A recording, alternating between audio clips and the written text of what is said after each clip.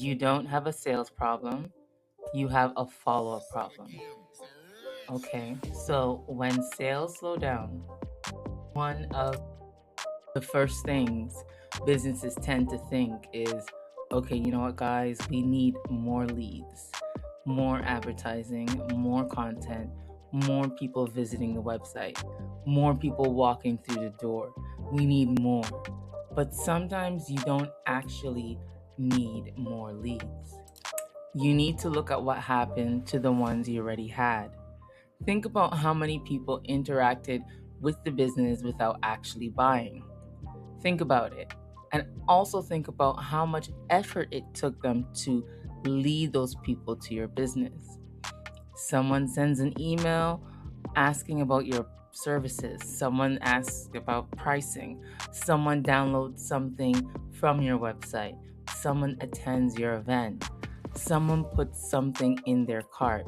Someone says, I'll think about it. And then nothing. The business moves on to find the next person. I want you to hear that again. The business moves on to find the next person. So let's think about the pipeline that a business already has. Imagine a business generates 100 leads or 100 inquiries. Maybe 20 of them buy. That's great. But what happened to the other 80 leads? Some weren't interested. Maybe some weren't the right customers. Some couldn't afford it. But there may be also people who were interested and simply weren't ready yet. Maybe they needed more information. Maybe the timing wasn't right. Maybe they were comparing options. Maybe life got busy. You know what? Maybe they genuinely forgot. And what's worse, nobody from the business ever contacted them again. So those aren't necessarily dead leads. It's just the conversation. The conversation stopped. So let's think about a local business. Imagine someone's planning an event and they contact three venues. So the first venue responds immediately. Another responds 2 days later. And the third venue, well, they send information they requested, and then never follows up. The customer never necessarily choose the best venue. You see, they may choose the business that made the decision the easiest. Convenience. The one that answered their questions, the one that checked whether they needed anything else, the one that stayed in the conversation, and that isn't aggressively selling, it's follow up. And I want to be clear, the follow up isn't only for people who did not buy. Again, the follow up isn't only for people who didn't buy. What about the people who did? Someone buys from you once, then 6 months go by. The business never contacts them again. No useful update, no new offer, no invitation, so there's no reason to return. And then the business spends money trying to find another customer who looks exactly like the one they already had. That's where things start getting interesting, because sometimes the easiest opportunity isn't sitting at the top of your funnel. It's sitting somewhere in the middle or even at the bottom. And see, and this is why I think businesses need to separate three different problems. You have lead generation. Are enough people discovering you? Are there enough people coming to your website, coming to your shop? Conversion. Are enough interested people becoming customers?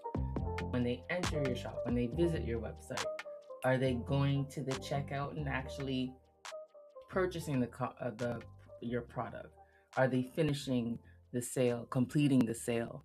And retention. Are customers coming back? Like I said in the previous episode, retention is key and it will save you a lot of money because I said before, retaining a customer is 10 times cheaper than acquiring a new customer. So these are three completely different problems, but businesses often treat all three with the same solution. Get more people. If awareness is the problem, more leads might help. But if people are already interested and disappearing halfway through the process, more leads just create more people to lose. So, since we don't want to keep losing people, we need a system. We need a system for follow ups. And this is where the pipeline becomes important because relying on memory doesn't scale. You shouldn't have to think, wait, wasn't I supposed to email somebody from last week? There should be a system. Who contacted us? What were they interested in? When did we respond? What happened?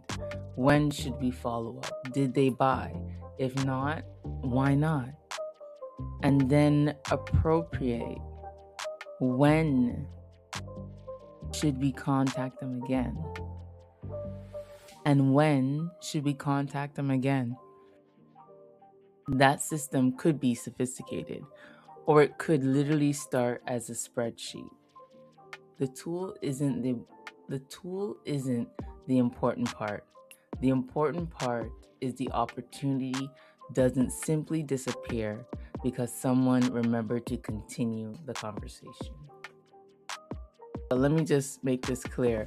Following up doesn't mean harassment. There's an important distinction here. So I'm not talking about sending someone 17 emails because they looked at a product once. Good follow-up should be useful. Maybe you answer another question. Maybe you provide information that helps them make the decision.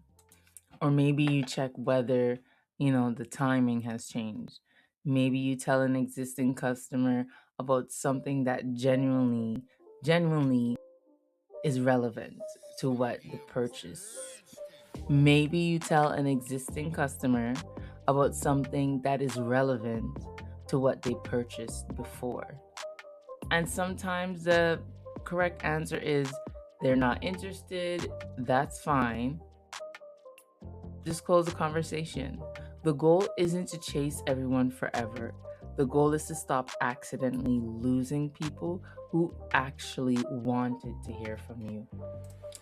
So, before you spend more money, before you launch another campaign, before you start increasing that ad budget on Facebook, before posting 3 times a day, and before deciding that you need thousands of new leads, look at the people who already raised their hand. The inquiries, the conversations, the previous customers, the people who almost bought, and ask, what happened next? Because sometimes you don't have a sales problem. You have a follow-up problem.